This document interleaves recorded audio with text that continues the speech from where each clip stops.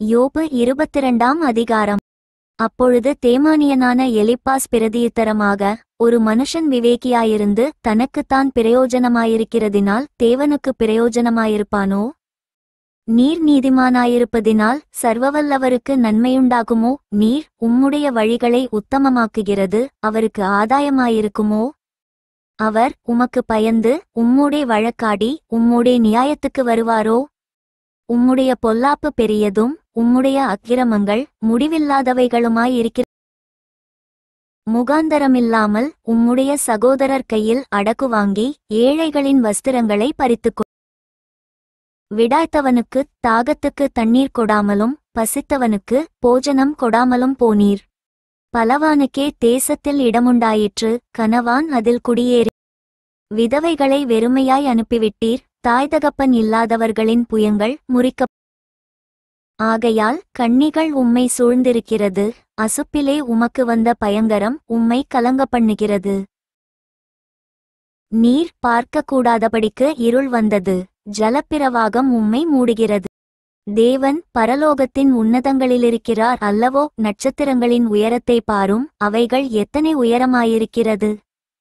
நீர் தேவன் எப்படி அறிவார்? அந்தகாரத்துக்கு அப்புறத்திலிருக்கிறவர் நியாயம் விசாரிக்க கூடுமோ?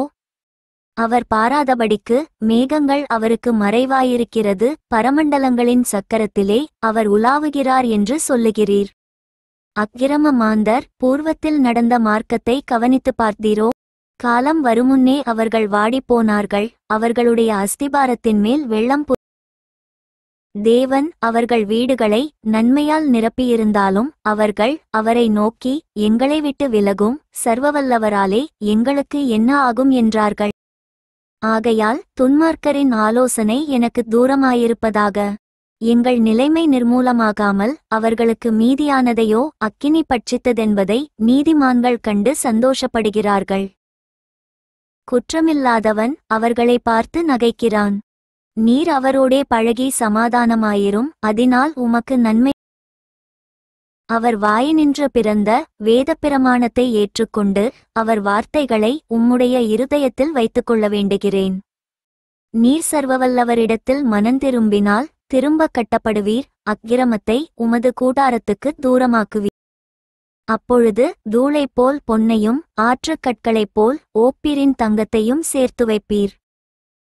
அப்பொழுது சர்வவல்லவர்தாமே உமக்கு பசும் பொன்னும் உமக்குச் சொக்க வெள்ளியுமாய். அப்பொழுது சர்வவல்லவர் மேல் மனமகிழ்ச்சியாயிருந்து தேவனுக்கு நேராக உம்முடைய முகத்தை ஏறி. நீர் அவரை நோக்கி விண்ணப்பம் பண்ண அவர் உமக்கு செவி கொடுப்பார், அப்பொழுது நீர் உம்முடைய பொருத்தனைகளை செலுத்துவீர். நீர் ஒரு காரியத்தை நிர்ணயம் பண்ணினால் அது உமக்கு நிலைவரப்படும், உம்முடைய பாதைகளில் வெளிச்சம் பிரகாசிக்கும்.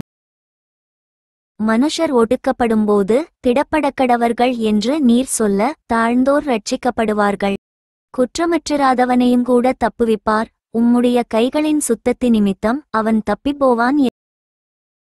For more videos subscribe and like my channel.